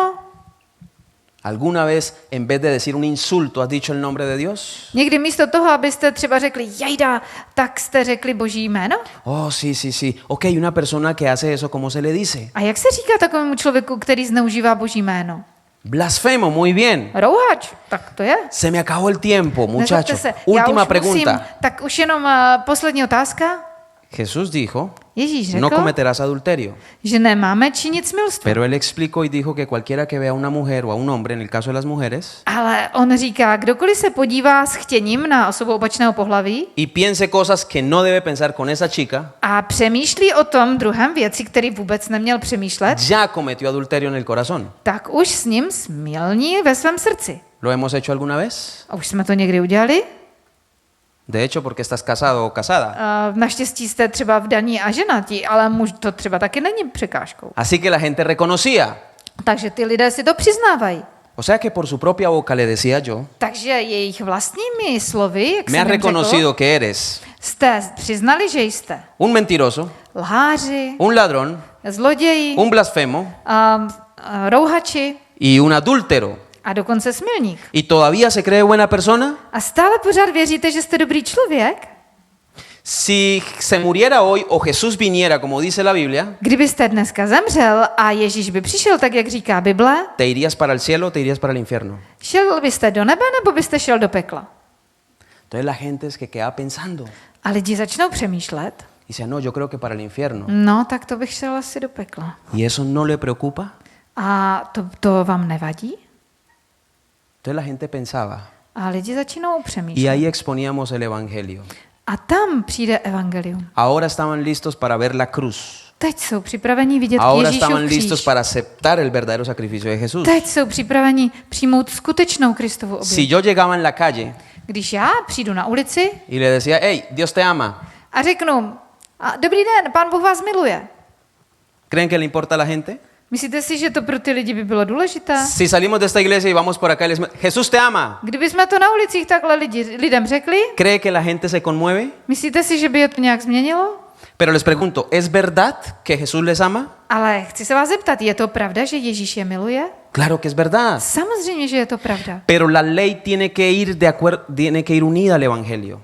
Ale nejprve musí přijít Boží zákon, aby je očistil od hříchu. La ley quebranta el corazón. Protože zákon pomáhá zlomit to srdce. Así que eso nos dio resultados exitosos. A tady tato metoda nám dala úžasné úspěchy v opravdovém Y obrácení empezamos lidí. a traer mucha gente a la iglesia. A tímto způsobem přišlo hrozně moc lidí do církve. Y ya no hacíamos un grupo pequeño en la semana. A teď už neděláme jenom jednu skupinku malou Ahora v týdnu, hacíamos 2 y 3 grupos porque había crecido. protože už mládež už nemá jednu skupinku, ale máme 2, 3 i 4, protože to takhle narostlo. Así que Dios me ayudó A Bůh mi pomohl. y después lo podemos hacer si hay la oportunidad. Aha, když budete chtít, tak si to pak můžeme Pero vyzkoušet. preparé toda una semana de cómo evangelizar en la calle. A tak jsem připravil takový seminář, který se jmenuje Jak evangelizovat na ulici. Nacieron formas diferentes al detector de mentiras. Vytvořili jsme různé formy těch detektorů lži, Mandamos a hacer unas monedas, dáváme tam různé peníze, mandamos a hacer unos billetes que es la pregunta del millón. anebo máme takové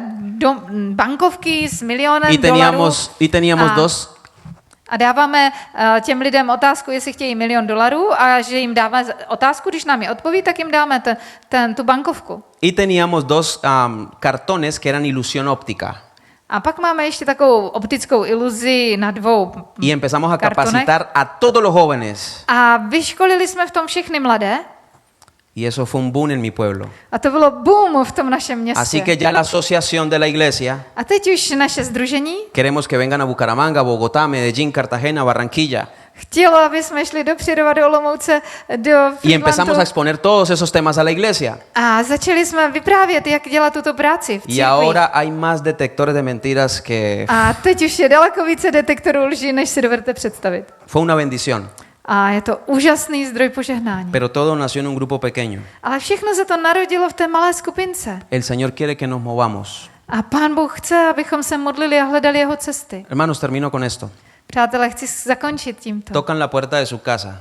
Když zaťukáte na své dveře, Es el apóstol Pedro, nebo na dveře, Tomás, a tak, jak to dělal Juan, Petr, Tomáš, Jan, Santiago, Jakub, y le dicen a řeknou a Pán, Mónica. Moniko. Es el único nombre que me sé, perdón. Aha, to je jedno z mála jmen, který tu znám. Mónica, Moni. ¿nos abre la puerta para un grupo pequeño? Moni, otevřela bys nám, prosím tě, tvůj dům pro malou skupinku? Mohli bychom ho mít u tebe doma? El Señor prometió Pán Bůh zaslíbil, que la iglesia de Cristo že Boží církev le va a multiplicar hijos en las casas. bude násobit své děti v domovech. Y les voy a enviar la promesa del Espíritu Santo. A on ti posílá zaslíbení Ducha Svatého. ¿Usted abriría la puerta de su casa para un grupo pequeño, para Pedro, Pablo y Santiago? Otevřela by si ve svém domě místo pro malou skupinku, kdyby tam byl Petr, Jakub, Jan? De hecho, Ve skutečnosti. Pablo perseguía a la iglesia. Pavel byl pronásledovatel církve. pero no las cuatro paredes. Ale ne církve, která byla ve 4 stěnách modlitebny. ¿Dónde estaban reunidos? Víte, kde oni se scházeli? En las casas. V domech. Y cuando Pedro ya es apóstol, A když Petr už byl apoštolem, si ustedes leen en Colosenses, en Corintios y en varios libros, když budete číst u Kolosenským a v Korinským a él jiných dice, knihách, saludos a Mónica a on tam říká, pozdravujte Moniku y a toda la iglesia que está en su casa. a celou církev, která je v jejím domě. Wow. Wow. Yo no sé cuántos aquí. Nevím, kteří z vás. Yo no vine a entretener, Já jsem nepřišel, abych vás vyškolil, vine con un propósito. ale přišel jsem k vám s jedním záměrem. Ellos son testigos Oni vám můžou de dosvědčit, cuán nervioso estaba jak nervózní jsem z toho y byl. probablemente usted lo notó también, A vy jste si asi taky všimli. porque tengo una responsabilidad ante Dios Protože mám velkou zodpovědnost před y Pánem tengo Bohem. todo el derecho de estar nervioso. A mám samozřejmě právo být vystresovaný. Pero ahora los nerviosos tienen que ser ustedes, Ale teď byste vystresovaní měli být vy. porque esto no es una información más. Protože toto není jenom nějaká informace navíc. Hay que hacer algo con lo que el Señor nos da en su palabra. Je třeba udělat něco s tím, co Bůh nám dává ve svém slově. Y yo quiero preguntar A tak se vás chci zeptat, si hay algún valiente o alguna valiente jestli je tady někdo odvážný, que diga, yo no sé cómo, který řekne, já nevím sice jak, no sé cómo se hace, nevím, jak se to dělá, no tengo idea, nemám představu, pero quiero ofrecer mi casa ale chci nabídnout svůj dům para un grupo pequeño. pro malou skupinku. Je tady Quiero někdo? que en mi casa, quiero que en mi casa Chtěl bych, aby v mém domě se haga oración se konaly modlitby, y se estudie la Biblia. aby se tam studovala Bible. No tiene que ser largo. Nemusí to být velké La setkání. reunión puede tardar 30 minutos. To setkání může trvat 30 minut. Nos sentamos, Sedneme si, nos saludamos, pozdravíme se, nos contamos los problemas, řekneme si, za co se chceme modlit oramos los unos por los otros a modlíme se jeden za druhého. y se estudia un versículo. A studuje se jeden nebo dva verše. Puede hacerlo el anciano de la iglesia como puede hacerlo el miembro más humilde. Může to být v domě staršího sboru, anebo v domě úplně nejpokornějšího člena. Y si usted tiene un amigo interesado, A když máte přítele, který přemýšlí o Pánu Bohu, usted le habla de la iglesia, tak když mu řeknete o církvi, probablemente no venga. pravděpodobně nepřijde. O probablemente viene, pero no habla. A nebo nebude ani, když by přišel, tak nebude mluvit. Pero yo he visto como en los grupos pequeños, Ale já jsem viděl, jak malé skupinky, la gente que uno ve tímida en la iglesia, kdy lidi, kteří v církvi jsou mlčí, nic neřeknou, en un grupo pequeño, habla. tak v malé skupince se otevřou a řeší ty své problémy, mluví. ¿Conocen el animal, el loro? Znáte? ¿Un loro? Jo, znáte papouška? ¿Lo conocen? Znáte ho? Cuando usted lo moja, Když ho namočíte, yo tenía uno en casa, já jsem měl takového jednoho, grande, velkýho, y cuando la bañábamos, a když jsme ho umývali, todo el día hablando, tak celý den mluvil. Jo, repetía y repetía y repetía. pořád něco opakoval. Y en mi casa, A v mém domě a mí me dicen, mě říkají, parece un loro mojado, ty jsi jak namočený papoušek. ¿ok? En las casas o grupos pequeños, A v těch domech, ty malinké estas skupinky, personas tímidas tady tyhle ty tiší lidé son loros mojados. jsou jako namočený papoušci. Por favor, no rechacen esta oportunidad. Prosím vás, nebraňte jim, ať hovoří. Yo creo que el Señor ya quiere venir. Já věřím, že Pán Ježíš už chce přijít. Esta ciudad, este pueblo, Tady tohleto vaše malé městečko, vesnice. muchachos, no es muy grande. Přátelé, i když není velké, Esto lo podemos trastornar rápido, vy ho můžete totálně proměnit. pero necesitamos gente comprometida. Ale je třeba, abychom se celé odevzdali Božímu Gente que de dílu. verdad anhele el Espíritu Santo. Abychom byli lidmi, kteří opravdově touží po seslání Ducha Svatého. Esto acá es muy bonito Tohle tady máte moc y tienen una krásné. iglesia preciosa Máte převzácnou y církev. este clima A máte to tak krásně teplo. es rico, Nádherně je to. pero hay gente sufriendo afuera.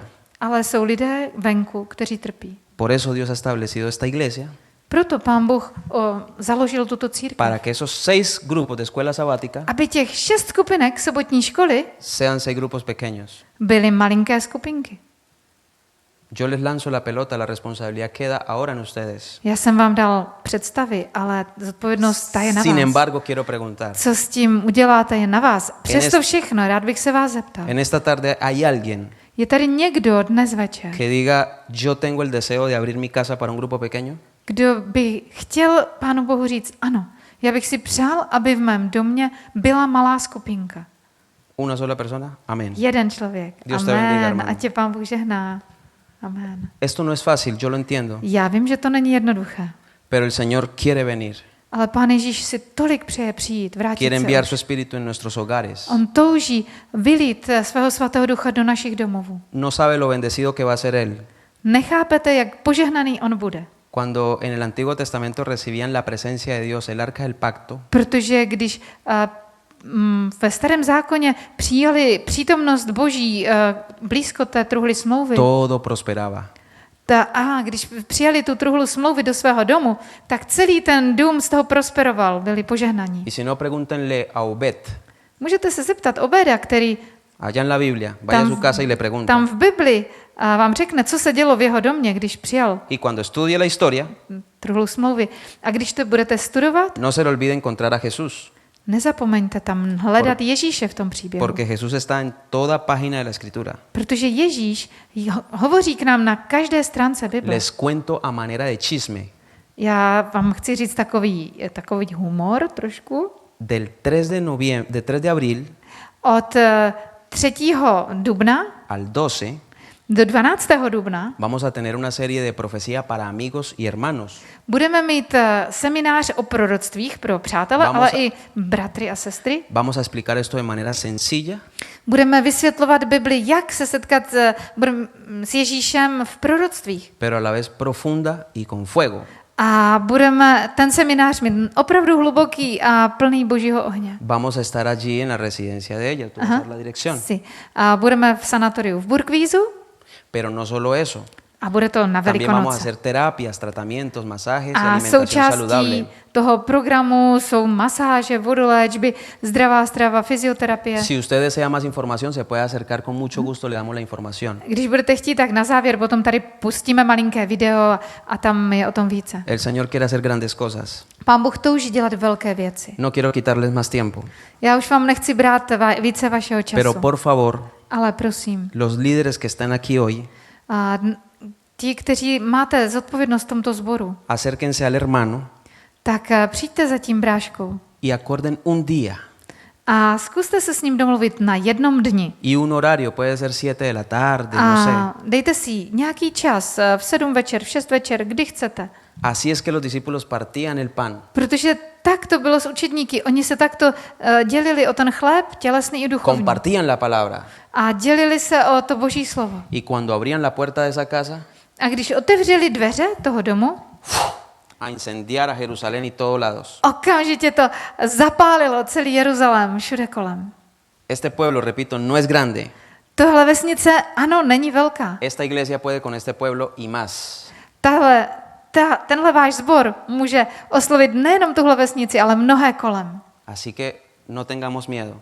Takže nebojte se ničeho. Tenemos al Padre, Máme mocného Otce. tenemos al Hijo, Máme Syna Božího na naší tenemos al straně. Espíritu Santo, A hlavně velkou moc Ducha tenemos Svatého. al ángel de cada uno Každý z vás máte svého anděla. y tenemos al ángel de los que están afuera, Ale jsou také anděle těch lidí, kteří jsou venku. a nuestro favor. Kteří pracují v náš prospěch. Y cuando yo hablo con alguien que no conoce de Dios, A když já hovořím s někým, kdo nezná Boha, yo oro por el ángel. tak se modlím za toho anděla. Digo, Señor, usted dijo que iba a enternecer el corazón de él. Pane, ty jsi řekl, že on bude obměkčovat jeho srdce. Lo veo, Já to vidím. hágale. Prosím, pracuj na něm. Porque Dios no es hombre para que mienta, Protože Bůh není jako člověk, aby lhal. ni hijo de hombre para que se arrepienta. A není ani člověk lidský, aby litoval. Tengo el deseo de preguntar una vez más. Chci se vás ještě zeptat. ¿Hay alguien más que quiera abrir su casa? Je tu ještě někdo, kdo by přece jen chtěl Pueden alternar los días. otevřít svůj dům pro malou skupinku, klidně v jiný den, než bude tahleta? ¿Alguien más? Je tu ještě někdo? Amén. Amén. Que Dios les Ajá. bendiga. 3, 4 casas.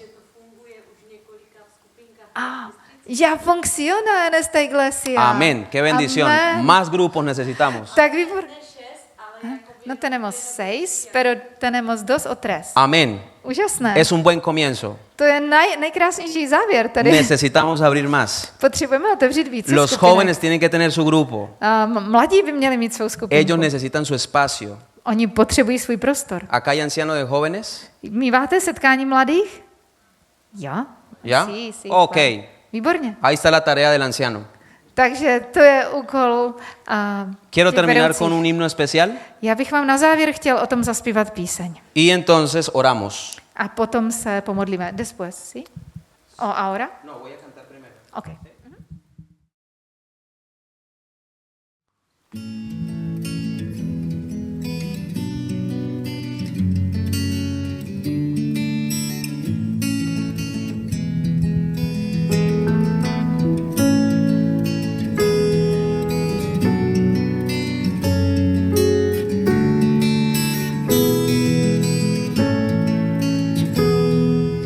No os toca a vosotros saber los tiempos y las sazones que el Padre puso en su solo poder, pero recibiréis poder hasta que haya venido sobre vosotros el Espíritu Santo, y me seréis testigos en Jerusalén, por toda Judea, Samaria y hasta lo último de la tierra.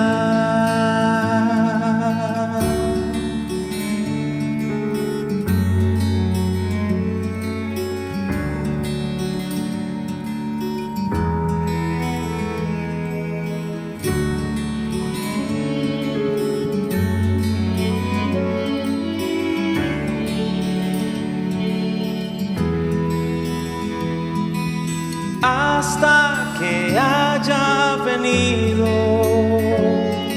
sobre vosotros, no os toca a vosotros saber los tiempos y las sazones que el Padre puso en su solo poder, pero recibiréis poder, pero recibiréis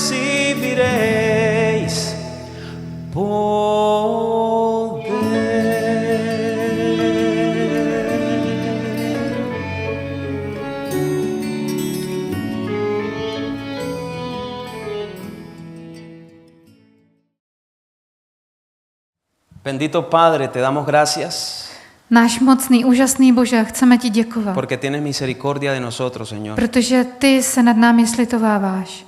Tu palabra dice Tvé slovo říká, que cuando la estudiamos y la oímos, že když ho budeme studovat, budeme mu naslouchat, eso hace crecer nuestra fe. tak to způsobí, že naše víra poroste. Te pedimos perdón Prosíme tě o odpuštění, porque a veces, Señor, somos indiferentes a tu voz protože někdy jsme lhostejní tvému hlasu y no hacemos la tarea que nos has encomendado. a neděláme ten úkol, který jsi nám svěřil. La razón es sencilla. A důvod je jednoduchý.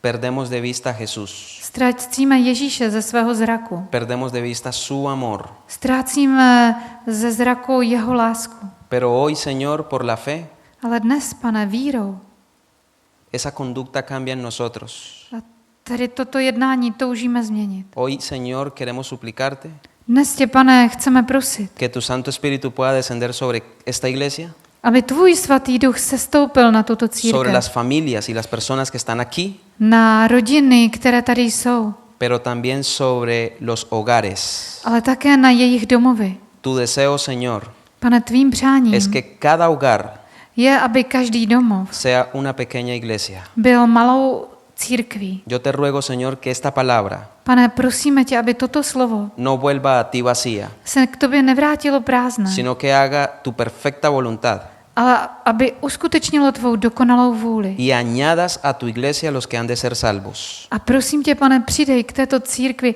ty, kteří mají být spaseni. Bendice los grupos pequeños Požehnej ty malé skupinky. y también si nace el deseo en ellos A také pokud budou mít touhu de formar otros estilos de grupos vytvořit další druhy skupinek, como centros AA, sanatorios jako skupinky emoční obnovy nebo malá centra zdraví. o cada departamento de la iglesia aquí. A každé oddělení tady tohoto sboru, Danos el poder de tu Santo Espíritu prosím, sešli na ně moc tvého svatého ducha. y que los frutos de él se puedan manifestar en nosotros hoy. A kéž duch Boží a jeho ovoce jsou na nás viděn. Gracias porque sabemos que nos oyes. Děkujeme ti, protože víme, že ty nás slyšíš. Creemos que has contestado nuestra oración. Věříme, že ty jsi odpověděl na naši modlitbu.